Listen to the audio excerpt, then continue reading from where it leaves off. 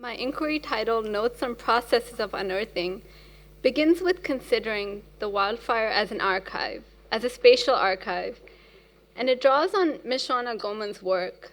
Here specifically her book titled Mark My Words, Native Women Mapping Our Nations. And specifically thinking with, to quote, locating a dialogue that conceives of space not as bounded by geopolitics, but storied, continuous, and developing. So I'll introduce the fragments I'm working with in two parts. And in part one, I will describe how this is situated in thinking of the wildfire as a spatial archive. So part one. So if history were to have unfolded differently, there's no telling what our present future would look like or how it would speak of itself or we with it.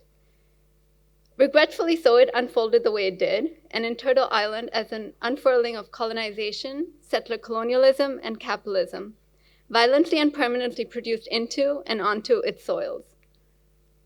Entering with what had once been seen as a phenomenon and then ceased to be so, which is the wildfire, with the former territory of the Chumash, Fernandinho Tataviam, and Gabrielino Tongva, spanning present-day Southern California and its coast, while thinking particularly with the overlaps of aggressive measures of colonialism, and where, as Gauman describes, quote, settler colonialism sets up a structure that undermines a way of life, end quote. Against the indigenous practice of burning in processes of dispossession, subjugation, removal, and elimination of the indigenous peoples and their territories, as well as from their territories, as, quote, a method of creating empty space.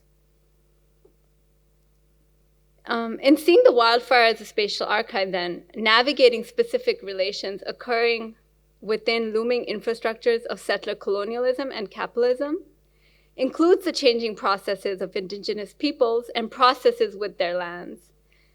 And this is in contraposition to reproducing generalized indigenous relations to ecological systems, which, in my opinion, work to satiate the systemic violence that seek it in order to persist. And Goman critically tackles the constructive problematic when she writes, quote, describing native relations to land is riddled with pitfalls and paradoxes, many of which are impossible to avoid given the nature of power and colonialism. I do not take the phrase relationship to the land as a given, unchanging and naturalized part of Native American identities, especially as capitalism and colonization have produced new ways of thinking and experiencing time and space. On one hand, native relations to land are presumed and oversimplified, as natural and even worse, romanticized. In this, the politics of maintaining and protecting tribal lands drop out of the conversation. As does, she continues, quote, reflecting on the intellectual and critical work that Native people undertake to pass on these sets of relations for generations and generations, end quote. So the indigenous practice of burning fits within this understanding of indigenous relations with human and other than humans, as embedded within the politics of care and based in indigenous ecological knowledge. And by way of systemic care, the use of fire amongst varying peoples with a variety of goals is set in the balance of its creative, that is, its life-giving, and destructive capabilities, which work to, now quoting Robin Wall-Kimmerer and Frank Canava-Lake here, one, modify fire regimes, adapting and responding to climate and local environmental conditions to promote desired landscapes, habitats, species, and two, to increase the abundance of favored resources to sustain knowledge systems, ceremonial and subsistence practices, economies, and livelihoods. A recent, rather broad work on the ecosystems of California describes fire, which is often referred to as disturbances, quote, as natural ecosystem processes, often crucial to maintaining ecosystem character and dynamics, and fire as unique in that its intensity and frequency depend on the growth rate of the medium it destroys. And because of this, there's a broadly inverse relationship between fire frequency and intensity, with the strength of that relationship varying by ecosystem type.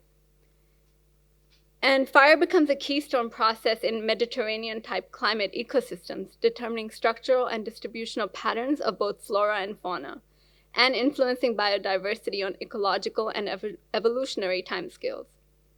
In many ecosystems, fire is a principal consumer of biomass, and it removes, recycles, and renews various nutrients in plants and soils. And continuing some of their description, it also occurs in the preponderancy in Southern California. So the topography and weather play major roles in driving fire behavior, and both patterns of burning on California landscape reflect the effect of both. Santa Ana winds arise in Southern California interior between early fall and spring and blow towards the coast. Topographic gaps in Southern California mountains funnel these winds and result in well-known corridors of east-west trending mega fires that occur when ignitions, usually human, coincide with Santa Ana wind events.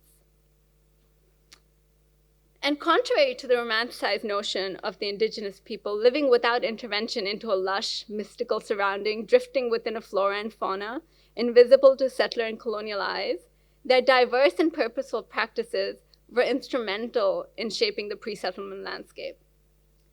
But operating in an entirely different frequency, predicated on the erroneous idea of control over nature and people, colonizers and settlers saw the practice of burning as hazardous and destructive.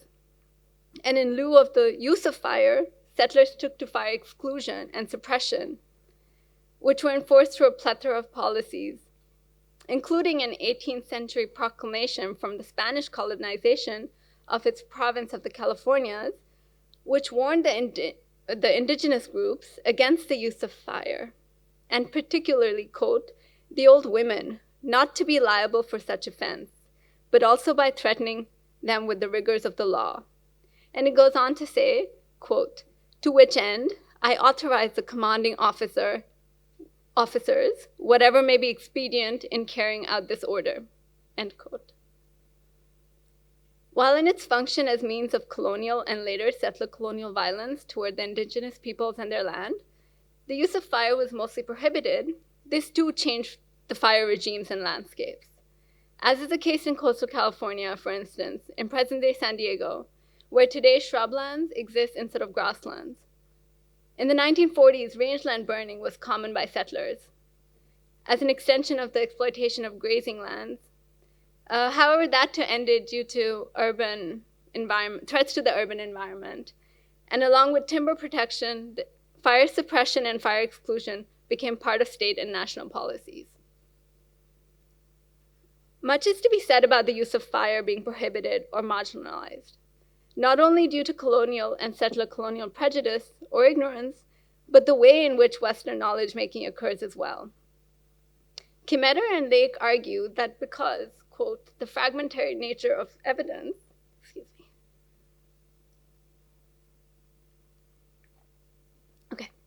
so accounts of indigenous burning are found in notes, journals, and the oral tradition. These are qualitative anecdotal sources that are not readily accepted by Western scientists. And much indigenous knowledge has been lost to time and forced assimilation. But much persists in the oral tradition and practices of contemporary Native communities, who are only rarely consulted as equal partners. And they have a point. In the late 20th century, at the behest of Harold Biswell, moving from fire exclusion and fire suppression policies, areas in California began to introduce and allow prescribed burning at a larger scale over time. Biswell is labeled as the father of ecology in California, and the opening credits of a video archive titled Legacy of Harold Biswell, Prescribed Fire Mitigation in SoCal, read as follows, quote, the following field day workshop was recorded in May 1983 in San Diego County to illustrate Harold Biswell's methodology of reintroducing prescribed fire to our wildland ecologies. And it goes on to say, quote, Biswell's emphasis on fire's utility as a natural component of wildland ecology is accompanied by the history of Native Americans' beneficial use of prescribed fire, end quote. But relegated to history, the past, and outside of settler colonial knowledge making, The indigenous peoples, their knowledges and burning practices cannot be thought to be inserted, as though being picked up from where they were left off, in service of the looming functions of settler colonialism, capitalism, and globalization. Much like the indigenous peoples who continue to exist and mobilize into the present, despite histories of violence and diaspora, who did not freeze in time untouched, neither did their knowledges nor their land. And with the rapid expansion of wildfires, quote, tempered by at least two other trends, the ongoing loss of habitat to continued urban and exurban development, and the emergence of climate crisis as a growing, ubiquitous force influencing California's ecosystems, there's a growing search for new understandings. And over time, the use of fire has slowly come to be part of a knowledge, similar to what Nick Estes characterizes as seemingly valid in Western constructs, though it remains marginalized, exclusive, and controlled. As Lake states, quote, in the majority of countries globally, with the exception of a few indigenous governed territories, the dominance of fire management is conducted and enforced by state or national agencies, which utilize centralized fire management structures developed from historically colonial processes, and where power for decision-making on local fire management is often held by more distant, non-local entities, end quote. So I end part one here, and in part two, I reference the free market in its everydayness. So, part two. Writing about the sprawling housing development and fires in Malibu, popularly known as Malibu fires, in 1995, Mike Davis noted that, quote, the political as distinct from scientific discourse is in each generation has been obsessed with the identification of an incendiary other responsible for fire destruction. In varying regions, pedophiles and those labeled as foreign terrorists are included in this list, as are more recently the Pacific Gas and Electric Company and Southern California Edison. In an interview from 2018, Davis, commenting on California's problematic use of inmates to fight wildfires as part of a vocational training program for prisoners set up in California, and in advocating that their sentences be reduced, or in fact the inmates be pardoned, instead of perhaps proposing that the practice gets discontinued altogether, he said that we tend not to look closely at who's actually fighting the fires. And in a sense, not looking closely is crucial to be seemingly critical, perhaps of the failure of systems, but not of the systems themselves. Davis's work tells of the coming doom upon Californians unhinged by real estate encroachment, but it does not always include stories older than colonization that acknowledge purposeful indigenous participation in developing the landscapes which settlers inhabit, nor that settlers inhabit stolen indigenous land, and most certainly not as a necessary knowledge for imagining alternative possibilities and futures.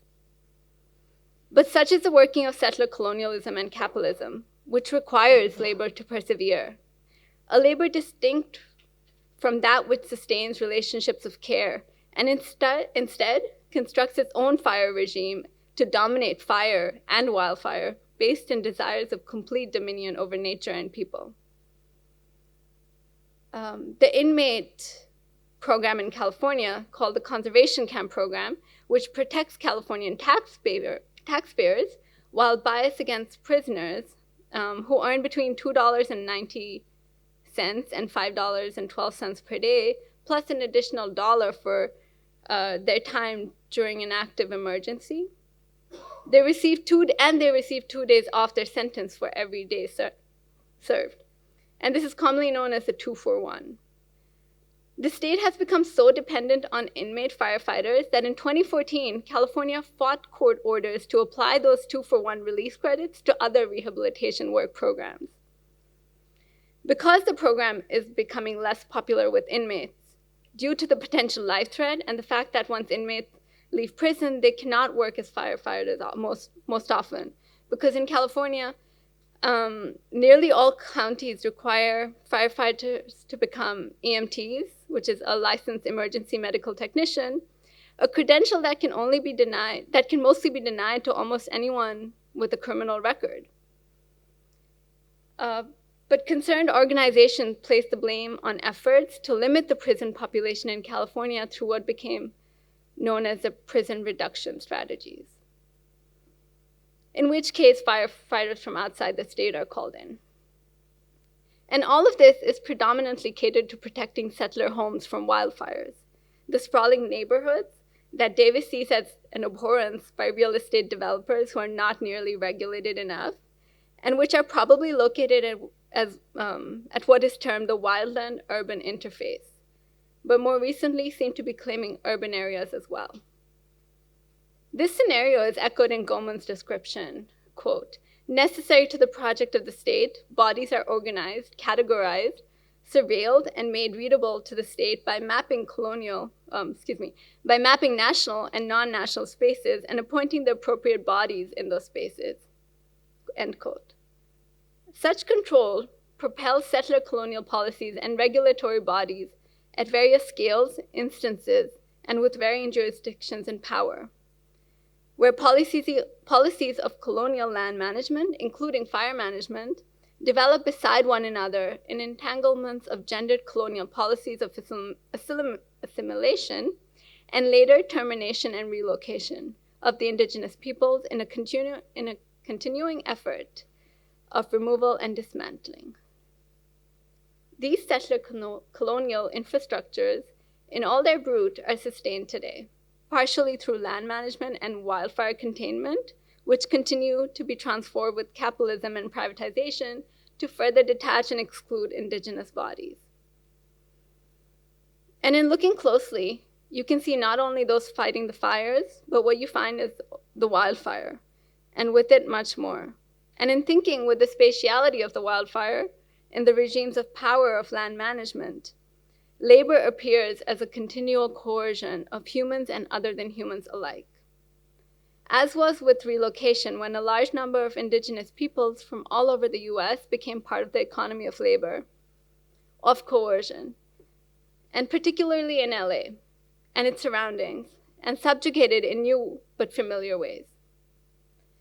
As is the labor of the prison inmates in wildfires, which opens as an extension and propagation of a means of dominating and the connections of humans and land via constructs of property and commodity, within colonialism and settler colonialism, and further instrumentalized by capitalism, not dismissive of heteropatriarchy. Because as Goldman writes, quote, the making of Indian land into territory required a colonial restructuring of spaces at a variety of scales, end quote, including race and gender, in extending control further affixed by hegemonic structures.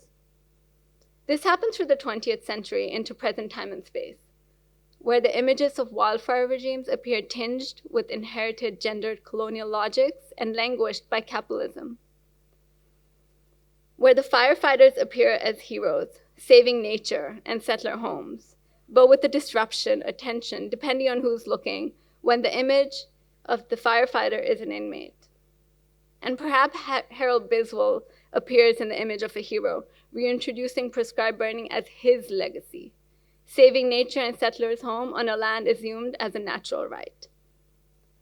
But what I find unarguable, I suppose, when Biswell says in the video archive, that fire relates to everything: people, land, soil, air, and that which escapes his thinking. All of these open as relations with the wildfire, and the term wildfire itself. Wild, in its colonial construction as unconceivable, unbreakable, and thus requiring control, like a Shakespearean taming of the shrew, with the mystery that haunts settler colonial efforts. It sometimes operates as wildness that is natural, lush, and pristine, and at other times, when it ravages settler properties, encroaching the wildlands as an unknowable destructive force, as yet not tamed, as yet not contained. And for those not looking closely, Goldman reminds that, quote, national myth-making is key to the organization of space. It determines who belongs and who does not belong. White settler society's disavowal, erasure, and enslavement of labor are necessary to the project of the state and rely on the mapping of bodies into abstract national terrains, end quote. And in looking closely, for instance with the wildfire as a spatial archive, the labor shifts to that of care and looks to who is writing these narratives and how they are made.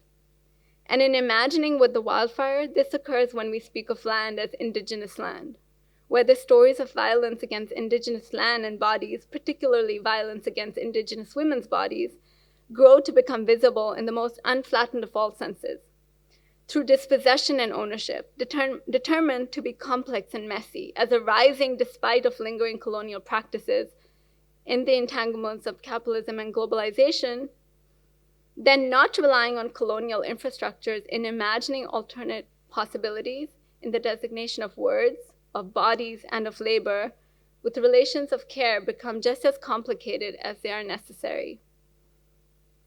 So I'm going to wrap up now with this last part.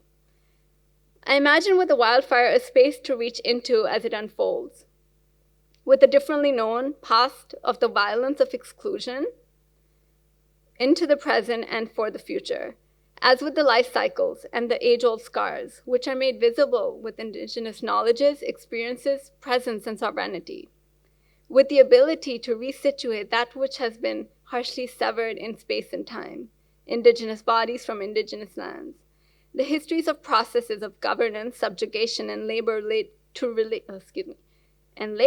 related to humans and other than humans, and ecosystems and atmospheres, with the life cycle of the coastal sage, the grasslands, and the kelp, with the reservation and amidst urban density, not as a past that ended, but as latent, as dormant in the soil and invisible to those not looking closely, but connected with changing the narrative of the past, present, future, by entering stories untold and yet not occurred. And in imagining with the wildfire, it allows possibilities of ungendered, unracialized, decolonized spatialities to come to life in new ways, either not known to or brutally separated from settler colonial infrastructures. Spatialities with indigenous lands, indigenous bodies that would integrate and determine thinking into a future with cycles of care, with humans and other than humans, and without the violence of creating empty spaces. Thank you.